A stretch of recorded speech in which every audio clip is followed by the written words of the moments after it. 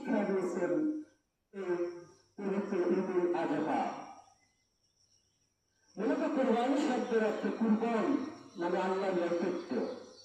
আল্লাহর নৈকট্য অর্জন করার জন্য এই বিধিবিধান এবং তার স্মরণ এবং ইব্রাহিম ইসমাইল আলাইহিসসালামের মধ্যে কিভাবে আল্লাহ প্রেমকে প্রতিষ্ঠা করেছে, কিভাবে পরীক্ষা করেছে এবং কিভাবে তারা সফল হয়েছে, সমস্ত বিশ্ব মানবের জন্য এক জ্বলন্ত দৃষ্টান্ত। পবিত্র কোরআন শরীফে আল্লাহ পাক এই বিষয়ে সূরা সাফফাতের ভিতরে বলছে, ফালাম্মা বালাগা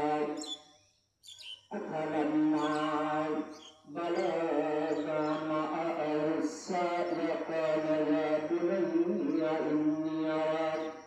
إِنِّي أَرَىٰ فِي الْمَنَامِ أَنِّي أَذْبَحُكَ فَانظُرْ مَاذَا تَرَىٰ قَالَ يَا أَبَتِ افْعَلْ مَا تُؤْمَرُ سَتَجِدُنِي إِن شَاءَ اللَّهُ مِنَ الصَّابِرِينَ।